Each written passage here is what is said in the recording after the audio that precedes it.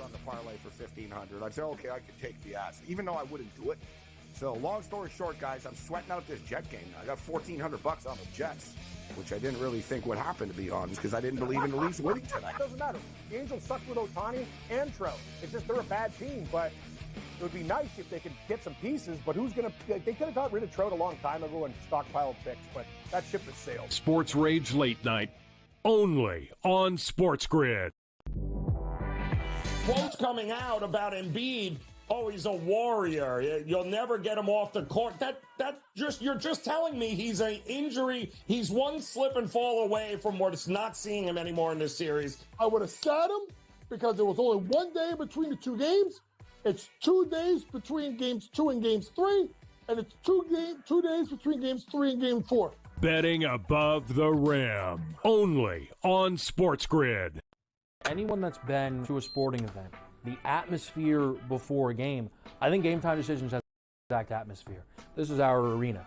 This is what we do. There is going to be an energy to Game Time Decisions that you will feel night in and night out. The excitement you get when you lock your bets in, when you're figuring out what you want to do, we can zone in on the biggest games each night. I want this to be the place that people come to before the games start so they feel as ready as possible to lock in their cards. We are going to hit every single one of those markets that you need to know about. We're going to go through every single thing, and I've got a great team behind me that's going to help me get the job done. There is not going to be a better place, I promise you, than Game Time Decisions to get that new information, react to it, and be able to then bet accordingly. We will have everything at our disposal, and we will use that to our advantage. I'm Kevin Walsh. Tune into Game Time Decisions from 6 to 8 p.m. Eastern on SportsGrid.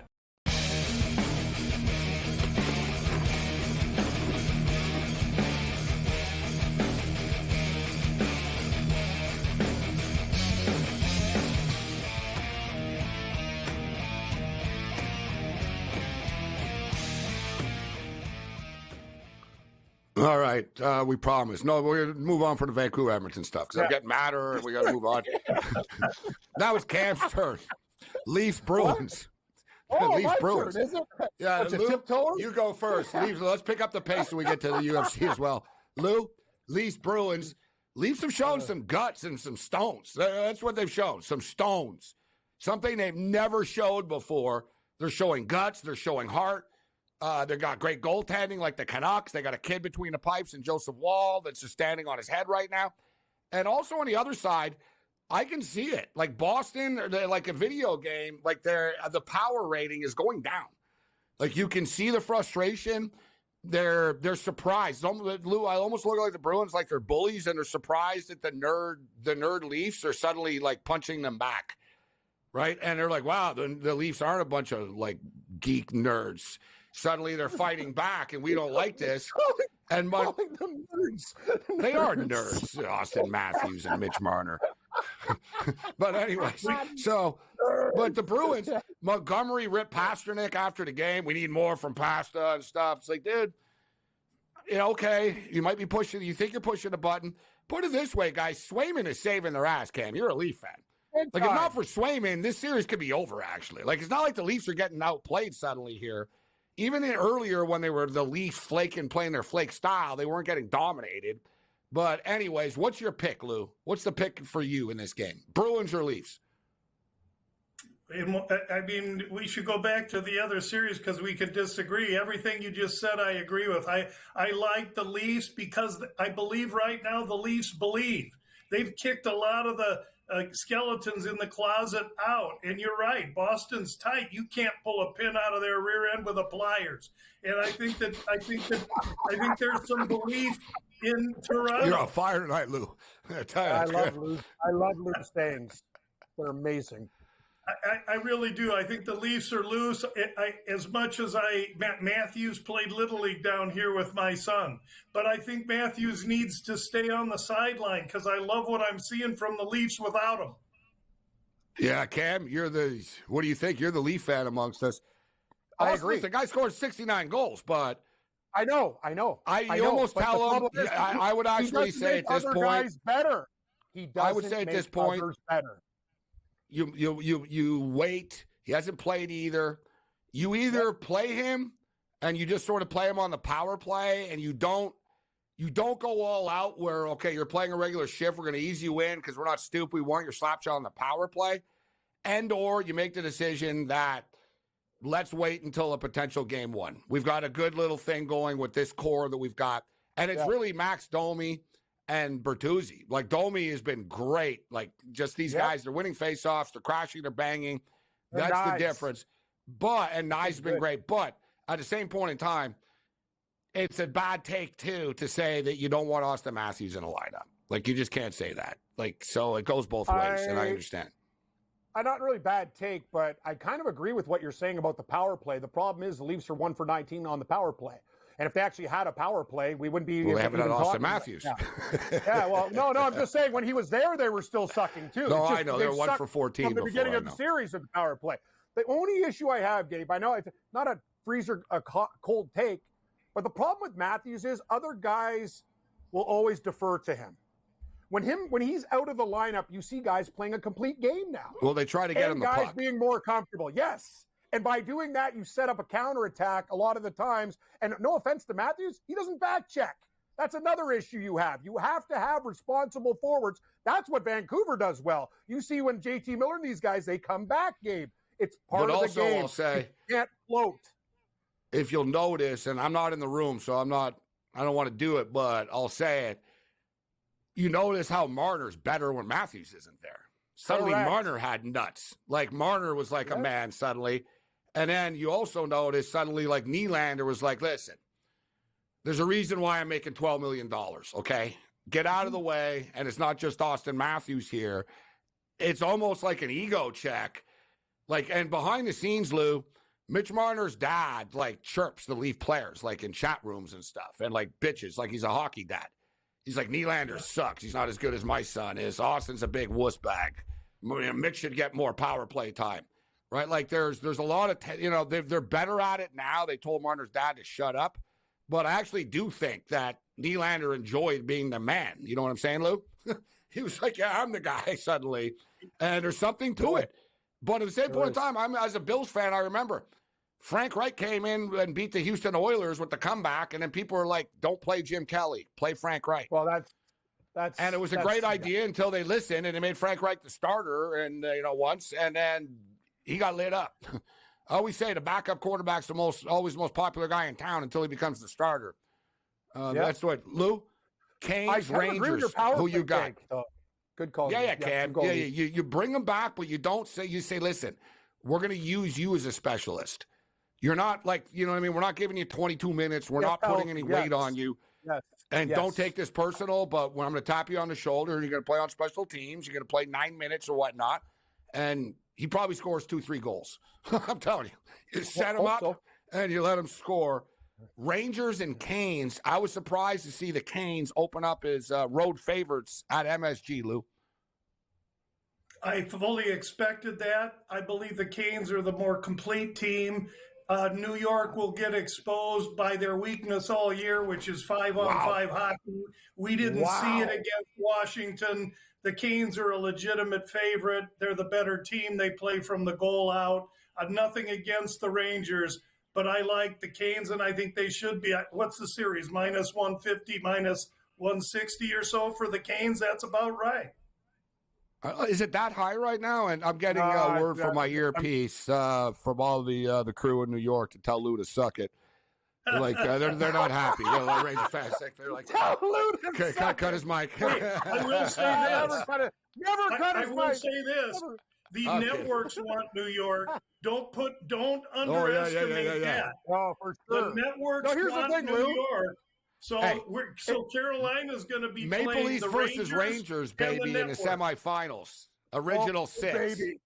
Yeah, that'd be amazing. But I'm going to say this to Lou's point. Carolina 5-on-5 is really good, but Lou, there's a significant goaltending advantage. Shesterkin has figured it out. I know Anderson really well, being a former Leaf, and he let in some shaky goals. I know his numbers are good, but you can't afford to do that. That might work against the Islanders, but it ain't going to work against the Rangers. It's going to be a great series. I expect very.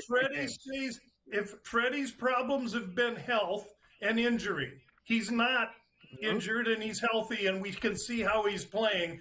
I will reboot that with just the point that Freddie's healthy. If something happens to Freddie, absolutely I agree. But right now he's playing good, strong hockey, and he's got some momentum and some belief as well. All these intangibles, momentum, belief, will, that's what hockey playoffs is all about. As well, they're playing in front of him. This is the one where I'll disagree. I'm taking the blue shirts, baby. And one thing, and Cam knows Freddie Anderson well. He's with the Maple Leafs for a long time. I know him well. He's a very good goalie. He is. But the one thing with Freddie Anderson, there's going to be one bad goal a game. There just will be. Right? Like there's, it might not be every game, but it's that can he go consistently? And I'm not saying that he's terrible. That's why they'll lose. This is going to be a battle. There's going to be a battle this series. But I think the Rangers size, I think their toughness, and I think the Rangers have all the confidence in the world. This is a super fun series. And like you said, Lou, too, some of these teams get an easier path than others. Mm-hmm. I mean, come on, man. Look at Vancouver and Edmonton as opposed to Dallas, Vegas, and Colorado. Imagine you got to face Colorado next. I'm a Canuck guy. I'd be like, oh, God, we're done. We got to play the Avs next. Yeah. It's like, dude. Yeah. No, it's like you play the Oilers now. And Edmonton's laughing, too. It's like the Boston Celtics, Cam, in the NBA. They got the winner of Cleveland and Orlando. It's an absolute joke. Exactly. It's already over before it started. You're right. Yeah. All right, more with Lou, UFC on the other side, and we'll get Rob in here. Let's roll. Yeah.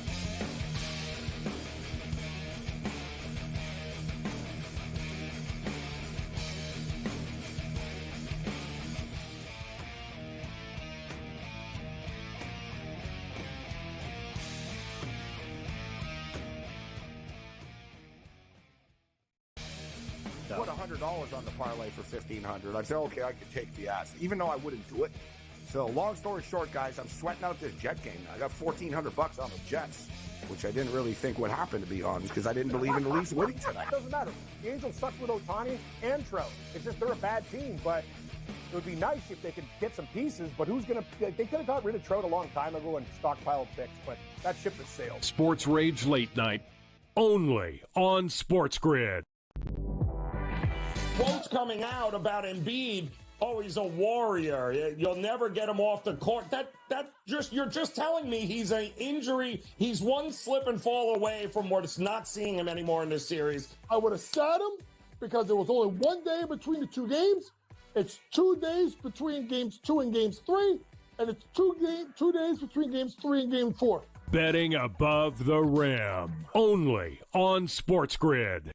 Anyone that's been to a sporting event, the atmosphere before a game, I think Game Time Decisions has that same exact atmosphere. This is our arena.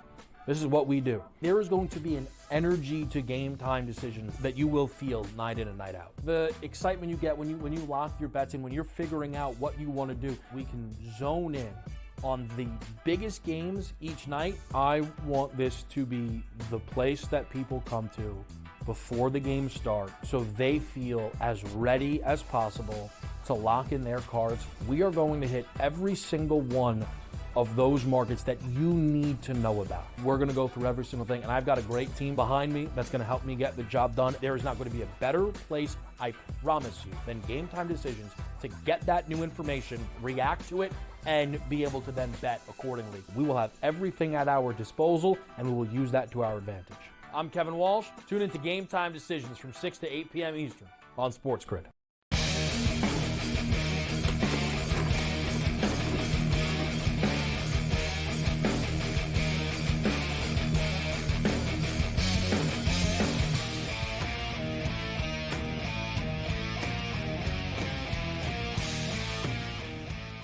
This is SportsRage. All right, having a great time tonight. It's like sitting, sitting in a sports bar talking about these series. But we got our main man, Rob Vino, stepping up and in as well. But we can't run Lou out of here. So, Lou, we're not going to go fight by fight or anything like that. Just sort of throw what you like on this card tomorrow. I got to be honest. So Ersig's come out of nowhere, basically, this guy, right? He's been in the company for like a year or so. And he wasn't much of a striker before, but for not much of a striker, the guy can knock you out. He's got power. He sort of found that. Pantoja gets the home the home crowd and a little bit the pat on the back for years of service, right? A main event in Brazil, and you have Jose Aldo coming back. That pardon the age jokes, but I think he's as old as me, Cam, and Lou is. Aldo, he's getting there. Not much younger. All kidding aside, what do you think of the card, Lou? I love the card. It's designed to make the Brazilians look good. There's a lot of favorable matchups, and we just got to be aware of where the spots are. I'll start with the main event: Pantoja Usyk. This will be his fourth UFC fight. The other three were against mediocre competition. His last fight, he knocked out a guy whose jaw is more fragile than my grandmother's porcelain, for crying out loud. He's taken money. Lovely. Usyk opens plus 210. He's now plus 150 or 60. Pantoja minus 250, I thought, was a decent price there. Now you can get him minus 185. I like Pantoja because of his experience. He's competed against the elite of his division. He's had numerous 5-round main event fights and exposure. We're going to get his absolute best in front of his countrymen in Brazil. Usyk is game, and he's a good fighter, but he's not ready for this just yet, in my opinion. So Jose Aldo was one of my favorite fighters of all time. I was a massive fan of his in WEC. Coming over into the UFC, I was a big WEC guy. Coming into the UFC, I mean, the guy, he won 30 fights in a row, 31 fights in a row. And then Conor McGregor came into the world and got into his head, started talking about his wife Cam, and knocked the hat off his head during an interview. And Aldo wasn't used to it. And Aldo used to be a more patient fighter, and he just ran right in. He wanted to kill. Conor was good with that. Talk so much smack, I'll take the guy out of his game plan. This guy's just usually a cerebral person, but if I talk about his wife, he's just going to want to fight me. And he ran right into it. That's the way it goes. But Aldo, I have so much respect for him, Lou. Yet, you look at the weight losses in the body, and sometimes I'm like, man, this guy's got to hang it up, man. You know what I mean? Yeah, then he finds second wins. I remember, me and our guy, Joey Odessa. Joey will admit it. We put our hand up. I swear to God, I was living in Vegas at the time. It was 2014. We're like, Andre Arlovsky's got to quit. Then Louis won 6 fights in a row again. You know what I mean? Yep. Aldo, so is Aldo, I know he's not what he was, but does he have something again? And as far as the fight IQ and skills and everything, he's amongst the best of all time.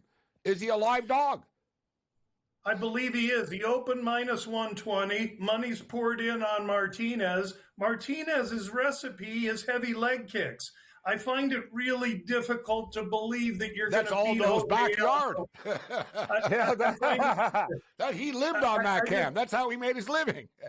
I find it difficult to believe that Martinez is going to be able to take a leg kick approach to Aldo as well.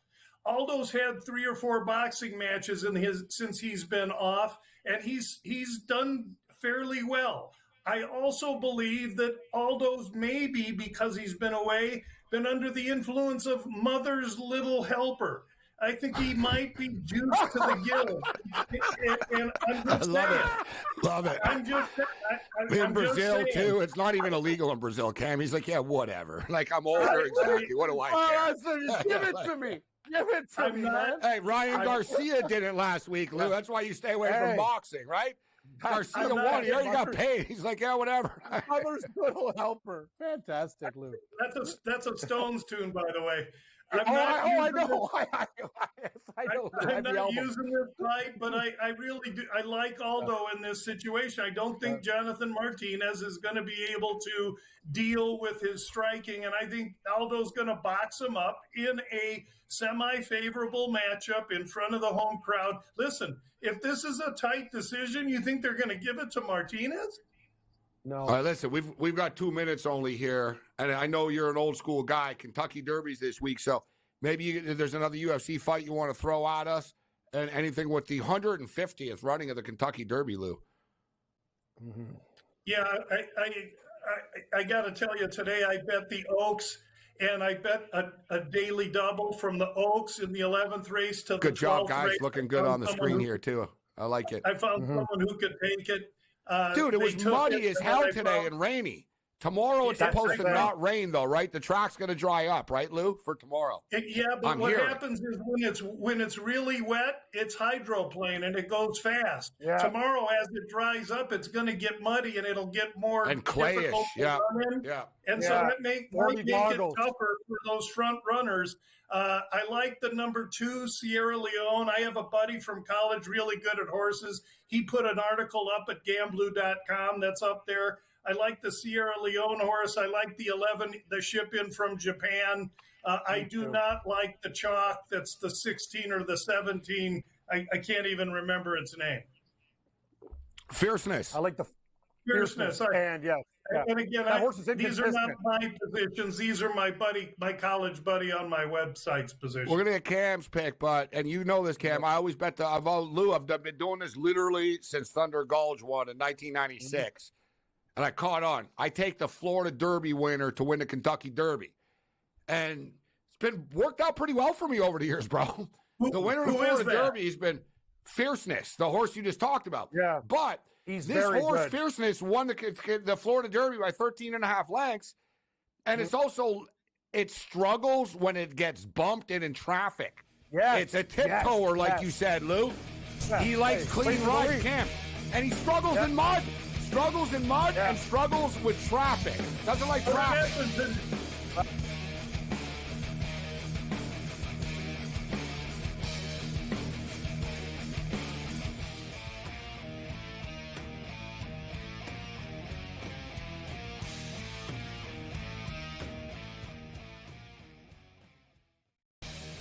Put $100 on the parlay for $1,500. I said, okay, I could take the ass, even though I wouldn't do it. So, long story short, guys, I'm sweating out this Jet game now. I got $1,400 on the Jets, which I didn't really think would happen, to be honest, because I didn't believe in the Leafs winning tonight. It doesn't matter. The Angels suck with Ohtani and Trout. It's just they're a bad team, but it would be nice if they could get some pieces. But they could have got rid of Trout a long time ago and stockpiled picks, but that ship has sailed. SportsRage Late Night, only on SportsGrid. Quotes coming out about Embiid. Oh, he's a warrior. You'll never get him off the court. You're just telling me he's an injury. He's one slip and fall away from not seeing him anymore in this series. I would have sat him because there was only one day between the two games. It's 2 days between games 2 and games 3, and it's 2 days between games 3 and game 4. Betting above the rim, only on SportsGrid. Anyone that's been to a sporting event, the atmosphere before a game, I think Game Time Decisions has that same exact atmosphere. This is our arena. This is what we do. There is going to be an energy to Game Time Decisions that you will feel night in and night out. The excitement you get when you lock your bets in, when you're figuring out what you want to do, we can zone in on the biggest games each night. I want this to be the place that people come to before the games start so they feel as ready as possible to lock in their cards. We are going to hit every single one of those markets that you need to know about. We're going to go through every single thing, and I've got a great team behind me that's going to help me get the job done. There is not going to be a better place, I promise you, than Game Time Decisions to get that new information, react to it, and be able to then bet accordingly. We will have everything at our disposal, and we will use that to our advantage. I'm Kevin Walsh. Tune into Game Time Decisions from 6 to 8 p.m. Eastern on SportsGrid.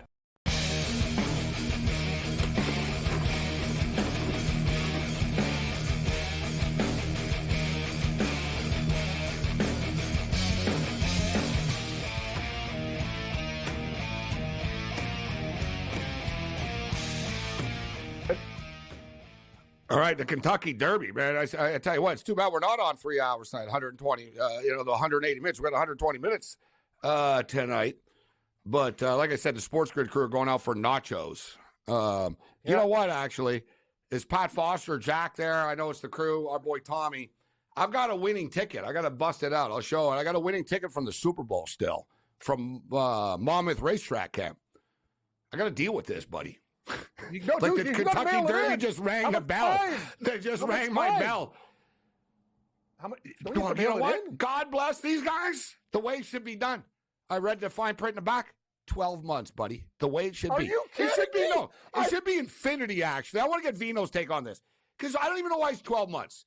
I guess maybe it's like state regulators or something. I don't know. Maybe Rob's got an answer for this, but 12 months isn't back, Cam, because now in Vegas, sometimes you read the back of the ticket. It says must be validated in 30 days, 90 days. I You're did like, what mine. the hell? I went to the bank with my check, and they said, no, Mr. Stewart. This is not, Not valid. You think I'm you look at the back. I go, not valid? It was $270 Trust US me, I had a for few like some drinks hockey too. game. I was very adamant. I even asked someone. I said, "You're sure this is good for like 12 months, right?" Like Yeah. I was like, I'm looking. I'm like, I see 12 months. Rob, let's bring Rob Vino in. Rob, why is it? Shouldn't if you buy a ticket like lottery companies? Oh, you're going to cash it within a year. Why? Yeah. What if I was in a coma? Yeah. What if I got hijacked by some redneck and I was in the middle of the mountains in Tennessee for the last 2 years and I have a winning ticket? Like, why is that, Rob? If I have a sports ticket and you notice. The custom has always been a year, right? Growing up, we all know this. Growing up, that was my deal. And I started going to Vegas in 1986, 87. I was underage and I was betting there. And, but it's like hair. It's like the hair. Don't tell anyone. It's our secret. You know what was funny, too? All the strip casinos let me bet when I was a kid, but Fremont did not. I got booted out of the Golden Nugget. I got booted out of the Plaza as a kid. But I was like, the Trop. They owe me. Like, I'm going to tell you, man. Like, hey, Rob, like, I bought a ticket. Yeah, I know. He's going to say, I got a ticket, Rob, and they said, I didn't check the fine print. I found the thing in my drawer. I go there, no dice.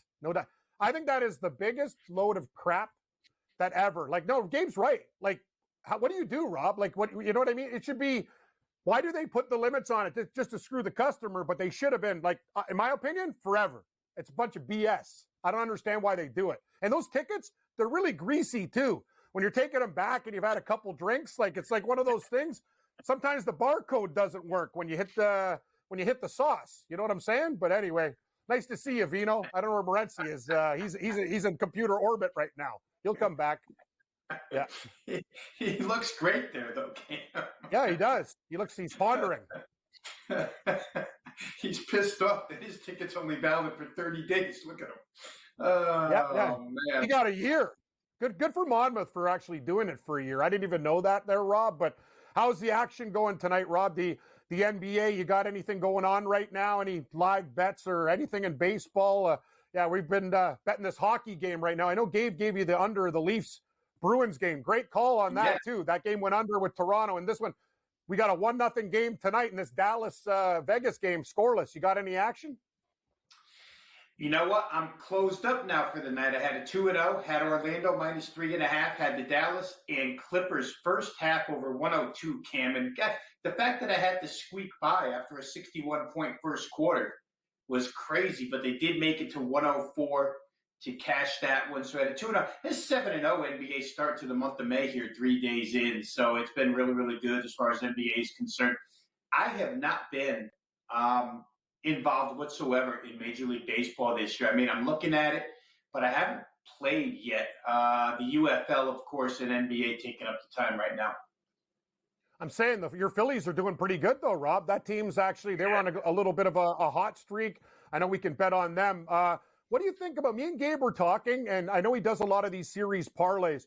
How dangerous do you think the Timberwolves are, Rob? Because I'm looking at them going, Denver didn't even play that great against the Lakers. I know they came back, and one thing you could do against them, you could attack them early. They seem to kind of sleepwalk through the first half, and then, okay, now we're going to try and get through. So what's your advice with that series? I kind of like Minnesota as a pooch, especially plus 1.5 games. I know you got to lay 40 cents, but I'm going to take a shot with Minnesota because I think they're damn dangerous. I think the T-Wolves are very, very good. Yeah, I wouldn't be opposed, Cam. I mean, you can make a good case for Minnesota. Obviously, Denver gets home floor advantage. The one thing, and you know, when you go through all the matchups, got a break coming? Oh, they got a break coming up.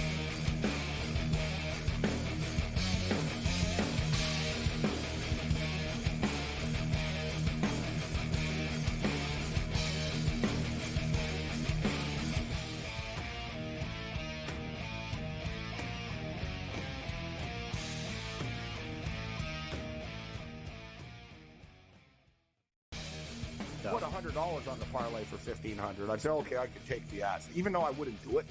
So, long story short, guys, I'm sweating out this Jet game. I got $1,400 on the Jets, which I didn't really think would happen, to be honest, because I didn't believe in the Leafs winning tonight. It doesn't matter. The Angels suck with Ohtani and Trout. It's just they're a bad team, but it would be nice if they could get some pieces. But who's going to – they could have got rid of Trout a long time ago and stockpiled picks, but that ship has sailed. SportsRage Late Night, only on SportsGrid.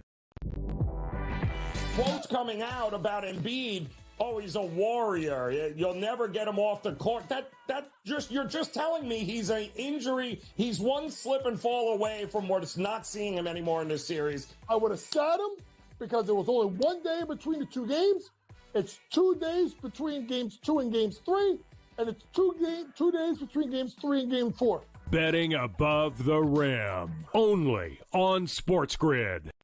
Anyone that's been to a sporting event, the atmosphere before a game, I think Game Time Decisions has that same exact atmosphere. This is our arena. This is what we do. There is going to be an energy to Game Time Decisions that you will feel night in and night out. The excitement you get when you lock your bets in, when you're figuring out what you want to do, we can zone in on the biggest games each night. I want this to be the place that people come to before the games start so they feel as ready as possible to lock in their cards. We are going to hit every single one of those markets that you need to know about. We're going to go through every single thing, and I've got a great team behind me that's going to help me get the job done. There is not going to be a better place, I promise you, than Game Time Decisions to get that new information, react to it, and be able to then bet accordingly. We will have everything at our disposal, and we will use that to our advantage. I'm Kevin Walsh. Tune into Game Time Decisions from 6 to 8 p.m. Eastern on SportsGrid.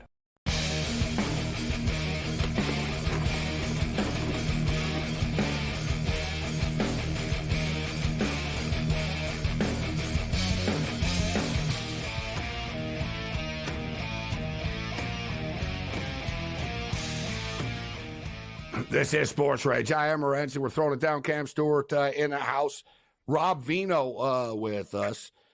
Been a wild day. We bounced in and out there, but good to see you, Rob. I look forward to your UFL picks and the Kentucky Derby as well. We were just talking about the Kentucky Derby.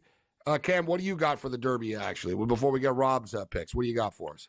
Catching Freedom. I really like the 4-horse, and Gabe, it's something you talked about. I like to take a look at these young horses and improving figures. The number was 10-1. Do you know this horse has improved its buyer number by at least 5 points in every race? That's very important for young horses running in this race. It means he's getting better all the time. You talked about the Louisiana Derby win. I'm not afraid of this horse in traffic. He can close. It's one of those situations where I think a lot of the horses with the conditions, you don't want to be a front runner. You want to come from the back end. So out of the favorites, I like Sierra Leone over Fierceness, but my pick is the number 4, Catching Freedom at 10-1, now 8-1 on our board. That's the horse I like, Gabe. Rob, what do you think about the 150th running of the Kentucky Derby? You know, I'll bet it, Gabe, but I lean on guys. I got a couple of guys over at Wager Talk that do this specifically horse racing, and I go ahead and tail whatever they send me, and that hasn't been sent yet, so I don't have anything to recommend to the audience here yet. I love horse racing, guys, but I admire these guys who do it, who handicap it, who bet it for a living every day. I mean, there's a zillion tracks across the country. There's 10 races a day, 8 horses in a race. And how do you keep track of all that? I have enough trouble with 363 college basketball D1 teams. So I do admire these guys who do it. But I'll know by either later tonight or morning where I'm going to go. I heard you talking a little bit in the previous segment about the weather there. It's always a concern at Churchill Downs, right? If it's going to be bad weather or not. But I guess I heard you guys saying it rained today. It won't rain tomorrow. But it might make the track a little bit muddy or clayish tomorrow, which certainly, can play a role in who you end up playing here. I think that 17, is that right, Gabe? He was the favorite from what I saw. Yep. Fierceness. Yeah, and like I said, I always play the Florida Derby winner, and they've had a ton of success over the years, especially recently. But it is the favorite, and it's not a dominant favorite, right? If you're going to be the favorite of the Kentucky Derby, and we all know the history of favorites in the Kentucky Derby is actually backfired, but if you're going to be a favorite in the Kentucky Derby, you should at least have this horse is dominant. This horse has never lost before, right? But when you get into fierceness, yeah, won the Florida Derby by 13.5 lengths, and it smoked. It won at Saratoga before, but there's been a couple of other instances where it got bumped and or didn't like the weather. It's a moody horse. It has, put it this way, the favorite of the Kentucky Derby, Cam, has never won back-to-back races before. Yep. And you said but it's coming off a win. So it's one of these deals. Now they feel as if though that he's ready to go here. Yeah. But we all know when you get this many horses on a track, it's such a crap shoot to begin with. That Kentucky Derby is like New Year's Eve, man. Just trying to find a taxi on New Year's Eve. Excellent point, Gabe. That's the thing. The best horse sometimes doesn't win. We've been in the know. We know it's about the traffic. You got to avoid traffic. You need a clean ride. You need a jockey. You're going to get splashed up. If it's any type of clay, these guys are going to go through like 10 goggles. Like if it's raining, they're going to go through like 30. Like it's crazy. They have to keep on flipping them off and off and off. It's a really hard thing to do. And the problem with fierceness, no horse has won from the 17 hole. He is the fastest horse.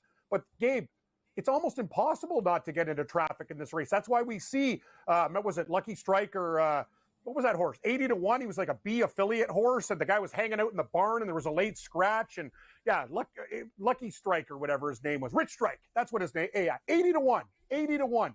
That stuff like that. Mind that bird. All these crazy things happen in that race. So out of the favorites, I prefer Sierra Leone over fierceness. This Kentucky Derby, guys, there's only a couple of horses with short odds. Everybody else is 50-1, 20-1, 30-1, Rob and Cam. So this is one of those, I don't know, you just start throwing darts. I know everyone's going to get dialed in and all this, but I know between Sierra Leone and Fierceness, you look at the odds of all these horses. I mean, massive numbers across the board. Yeah. Like the one horse is 20-1. Sierra Leone is 3-1. Mystic Dan is 20-1. Catching Freedom, the horse both me and Cam agreed on. Maybe that's the sign, Rob. Without even talking, I told Cam, I said, I think the 4 horse is in play here to cash. I'm not saying it's going to win, but I think it's going to be like the 4 horse could be top 3. And he goes, that's my pick. That's Catching Freedom, the 4 horse at 8-1. Catalytic is 30-1. Just Steel is 20-1. Honor Marie is the hipster pick, guys, just for the record. What the problem? The 7 horse. I found out something about Honor Marie today. Not to be rude, the horse has a testicle problem, and this is not a joke. I know it's we're here. No, honestly, the horse really might be in trouble, Gabe. I bet that horse already, and apparently the horse has some like real problems down there, and it might be scratched. And I love that horse, Honor Marie. There's some insider information right there, below the belt, literally and figuratively. Below the belt. So, Rob, any action, Rob, for you on this Dallas Mavericks Clippers game? 78-69 right now for the Dallas Mavericks over the Clippers. Yeah, I didn't play the series. I probably should have played Dallas because I liked them. But I was telling Cam prior segment, had a 2-0 tonight. Had Orlando minus the 3.5. Got the job done. It's a home court series, right? Cleveland probably goes back home and wins. And I had this first half game over 102. And they made me sweat this thing out. 61 first quarter points. I think, wow, I'm home free. Only need a 42 points. That was a ballsy pick, Rob. That was a ballsy pick. I'll tell you. Barely got there, but it got there. So we closed the books on tonight for NBA, and we'll look forward to all these new series that are going to be starting. And I guess, if Dallas hangs on, we get 1 Game 7. So Minnesota are getting 4.5 right now. The total is 207.5. What are your thoughts on this series, Rob? And what do you think of the pace, like the 207.5? When you first saw this number, too high, too low? How does this play out between these two teams? And the Minnesota Timberwolves technically are the number 1 ranked defense in the NBA. Yeah, and boy, they match up well, Gabe. I mean, if you're going to have a team that, with Denver, it's always about the front line, right? You got to match Gordon, Porter, and Jokic, and this team can do it. The 2 bigs, one that floats outside. Karl Anthony Towns, you bring Naz Reid off the bench. And, of course, you have the Jamal Murray and Anthony Edwards factors in the backcourt. So it's an interesting matchup. Minnesota gave fits during the regular season. I think they're live here. I just don't, the fact that Denver has 4 games at home is very, very difficult. It's not going to be a cakewalk for Denver. But I'll say this, Gabe, for all the love that Minnesota is receiving here, and this goes to the point where people really fall in love with what they saw last time. What they saw last was Minnesota destroyed Phoenix, and now Anthony Edwards is the entire face of the NBA, never just his franchise, but the NBA, period. And Phoenix is not Denver, guys. Phoenix didn't compete. Phoenix is soft. Phoenix is not going to get tough with Minnesota. So it's a totally different series for the Timberwolves. Not that they're not equipped to handle it, but certainly it's a way different series. And Denver had that type of series with LA. Obviously, the 4-1 is what it is, but the games were a lot closer.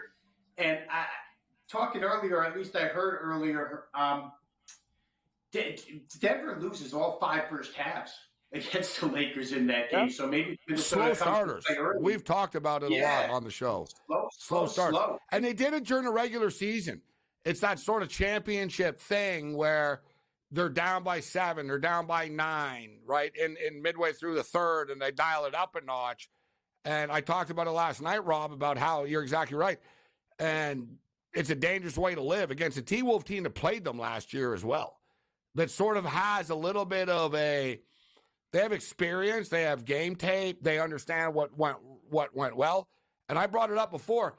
The T-Wolves were asked. Remember last year, everyone thought it was a stupid trade with Gobert, and they didn't have chemistry because Gobert punched somebody on the courts, and all this. But in reality, they said it kind of clicked for us when we lost to Denver. They said we lost, but we actually finally figured out this is where you should be, this is where I should be, this is it. And you see now, Minnesota's going to pack a punch here. Like, this Denver team, I keep talking about, Denver are underrated and stuff. Minnesota could beat these guys. Man.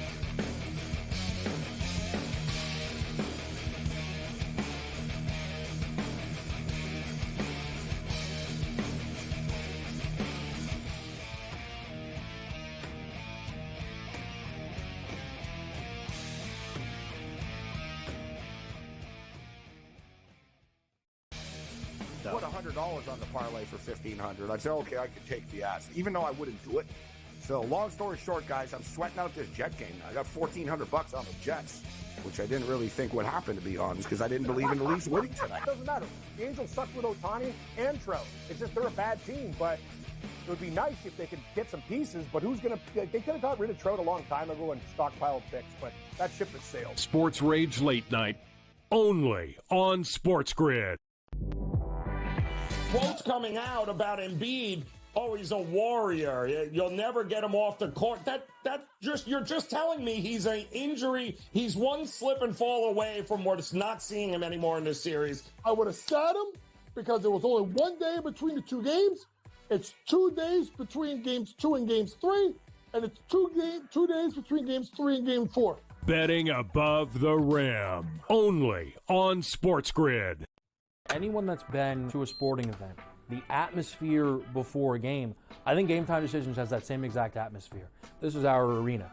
This is what we do. There is going to be an energy to Game Time Decisions that you will feel night in and night out. The excitement you get when you lock your bets in, when you're figuring out what you want to do, we can zone in on the biggest games each night. I want this to be the place that people come to before the games start so they feel as ready as possible to lock in their cards. We are going to hit every single one of those markets that you need to know about. We're going to go through every single thing, and I've got a great team behind me that's going to help me get the job done. There is not going to be a better place, I promise you, than Game Time Decisions to get that new information, react to it, and be able to then bet accordingly. We will have everything at our disposal, and we will use that to our advantage. I'm Kevin Walsh. Tune into Game Time Decisions from 6 to 8 p.m. Eastern on SportsGrid.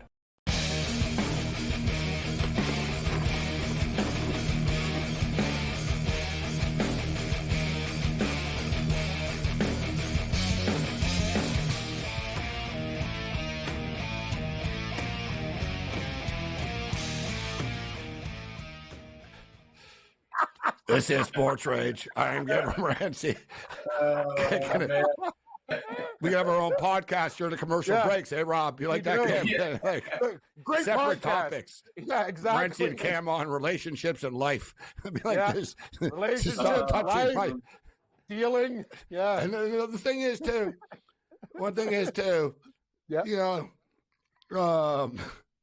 and now Here he is. Or Rob Vino in the house here. Yeah, we've had quite the week here. We've had quite the last 2 weeks. of moving around. We've done different hits in different places and stuff. But my only deal is just don't touch the guitars. Yeah. There's a reason, too. Like, Cam, you go into a music store, all the nice guitars, they're all at the top. Yeah. You can't reach them, Rob. Correct. They're not meant for touching. You want to come in off the street and run your zipper on the back of it and then, like, play Stairway to Heaven. Knock yourself out, kid. On the $199 guitar that we put at eye level. Yeah. Like exactly. I'm just saying, nice guitars are always at the top, right? You know, too, Cam, I always talk. I don't like my food mixing together. I don't like my guitars touching each other. Oh, I know you, Morency. I know. I know exactly your deal. Don't touch the guitars. Can't wait for you to put another album together, too, at Metalworks. The studio's right down by my house. My neighbors enjoy it, too, and Morency was shredding when he was here. The Filipino guy's got a karaoke thing. Gabe, you should come in there, like, live and just, like, shred, like, do live guitar while they're doing their concert. It'd be money. The neighbors miss you. So right now, the Mavericks are rolling. Listen, the Clippers were in a tough spot here. And Steve Ballmer, God bless him, the guy wants to win. He's put all his money into this. But 87-72 right now for the Mavericks. Point spread is 15.5. Total is 211.5 as we go into the fourth quarter. Any opinion on the total here, Rob? So we're at we're moving in here. So 211.5. You think we can get here? Seems to me the Clippers going to tap out. That's the problem, right? They might tap. If you want to bet the over. That's the truth of the matter, really, because you got such a veteran team. I mean, Harden can tap out at any minute, never mind down 15 in the fourth of an elimination game. So, yeah, it's difficult. Game 52 is not a lot to make in an NBA game, but in this instance, with the gap as wide as it is, maybe it's worth seeing how they come out these first couple of minutes here. So the Knicks and Pacers, old school rivalry. It's almost like a revival. And the Knicks, of course, made it to the finals in 1994, and the Rangers won the Stanley Cup, and they beat the Vancouver Canucks, Cam. So maybe there's a synergy here. And there was a solar eclipse, and OJ Chase, and OJ just died. Like, people in New York are big on this synergy of that 94 thing happening all over again. I said, well, if that happens again, then you know what? Vancouver are the ones that make it to the Stanley Cup finals. But thinking back, great rivalry, Rob, was, the Pacers and Detlef Schrempf and Antonio Davis, Reggie Miller on the choke side, and Spike Lee, and great Rick stuff Smith. with the Knicks and Pacers over the years, and we're going to have it again right now. The Pacers like to play at a pace, literally and figuratively. They live up to their name. They like to play with a tempo, this team. The Knicks obviously want to slow it down and play street ball. Interesting clash of styles in this series. Rob, what's your take? Yeah, I think the Pacers are just, again, the home floor is a problem. MSG is a problem for the Pacers. But I'll say this. I think Indiana went into Milwaukee game one, inexperienced where playoffs are concerned, got their doors blown in, but responded right away in game two. In the closeout game, on the road again, got their doors blown in, inexperienced at closing out, but got back home and blew the Bucks' doors in. Of course, the Bucks were without, Giannis the entire series, Lillard for a couple of other games. But I think that experience helps here, Gabe. You're exactly right, though. I read a quote from Tyrese Halliburton heading into the first closeout game, game 5, where he said there's kind of a misnomer, at least in their minds a misnomer, that in the NBA you can't win in the playoffs playing fast. We don't believe that, is what he said. We're going to play it fast. We're going to play our way, and I'm glad they do.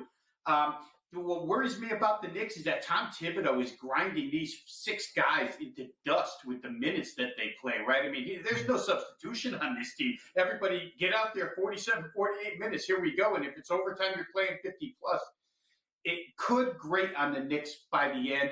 And the Knicks, to tell you the truth, guys, there's a couple games mixed in there, but they weren't that good defensively against the Sixers. Sixers did a lot of damage to them, even outscored them by a point in that series. So at plus 240 or 235, whatever it is for the series, I think you take a crack with the Pacers. And if you have to, hedge out of it, you hedge out of it. But I think they're pretty live here. They don't play any defense. They're not going to trick you. They don't come to trick you. They say, we're going to outscore you. That's the way we're going to play. One thing I'll say, too, I was cashing some tickets, Rob, with the Knicks and the Sixers overs because they were so low. I couldn't resist. And now we got a 217 here. What about the pace of this? What about the tempo here of game one? Yeah, if Indiana has their way, it will be up and down. The Knicks probably have enough rest in this instance. But again, Gabe, I don't know that it matters because when I look back and see Milwaukee playing without Giannis and without Lillard in back-to-back games and putting up 113 and 115 with the people they were marching out there, I feel like the Knicks can do just about the same. They're a pretty efficient offensive bunch, whether they play fast pace or not. And Indiana's going to cause some problems with theirs. So, you can't get held to 92 the way they did twice by the Bucks. But 217 in any Pacers game, believe me, 217 to me seems too low. It really does. And like I said, the Knicks, the thing is, the Knicks won, the Knicks aren't a track meet team, but the Pacers are not very good defensively. So you're going to be able to score on them as well. All right, Rob, before we get you out of here, we always appreciate your time. And now it's a rout, guys. 90, you just talked about it. What you said, Harden could quit at any time. I said, well, I don't really want to bet the in-game over because I don't know what's going to happen here with the Clippers, and it looks like the Clippers have tapped out. They're at 76 still, 94-76 right now. The crowd's all standing. It's all over but the crying right now for the LA Clippers. Rob, we got 30 seconds on the way out here. What do you like in the UFL? What's your best bet this week in the UFL? I tell you, until further notice, Gabe, the best bet every week is going to be Battlehawks over. It's 46.5 against Houston this week. Houston threw the ball really well last week. Only scored 9 points against Birmingham, but boy, a ton of yardage throwing the football. And St. Louis scored 45 points without playing offense. So I think that would be my best bet over 46.5 in that. Awesome stuff, Rob.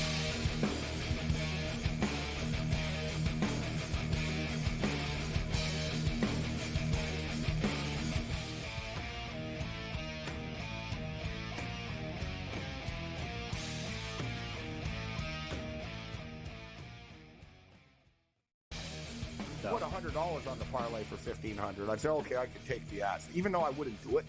So, long story short, guys, I'm sweating out this Jet game. I got $1,400 on the Jets, which I didn't really think would happen, to be honest, because I didn't believe in the Leafs winning tonight. It doesn't matter. The Angels suck with Ohtani and Trout. It's just they're a bad team, but it would be nice if they could get some pieces. But they could have got rid of Trout a long time ago and stockpiled picks, but that ship has sailed. SportsRage Late Night, only on SportsGrid. Quotes coming out about Embiid. Oh, he's a warrior. You'll never get him off the court. You're just telling me he's an injury. He's one slip and fall away from what's not seeing him anymore in this series. I would have sat him because there was only 1 day between the two games. It's 2 days between games 2 and games 3, and it's 2 days between games 3 and game 4. Betting above the rim, only on SportsGrid. Anyone that's been to a sporting event, the atmosphere before a game, I think Game Time Decisions has that same exact atmosphere. This is our arena. This is what we do. There is going to be an energy to Game Time Decisions that you will feel night in and night out. The excitement you get when you lock your bets in, when you're figuring out what you want to do, we can zone in on the biggest games each night. I want this to be the place that people come to before the games start so they feel as ready as possible to lock in their cards. We are going to hit every single one of those markets that you need to know about. We're going to go through every single thing, and I've got a great team behind me that's going to help me get the job done. There is not going to be a better place, I promise you, than Game Time Decisions to get that new information, react to it, and be able to then bet accordingly. We will have everything at our disposal, and we will use that to our advantage. I'm Kevin Walsh. Tune into Game Time Decisions from 6 to 8 p.m. Eastern on SportsGrid.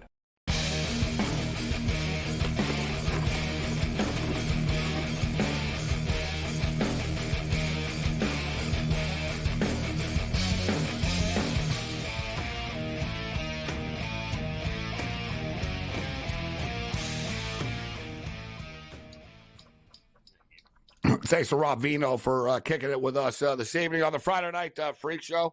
Accelerated show this evening. So, Cam, I know you got your eye on the Dallas Stars and the Las Vegas Golden Knights, and similar to the Nashville and Vancouver game, scoreless after 2 periods of play.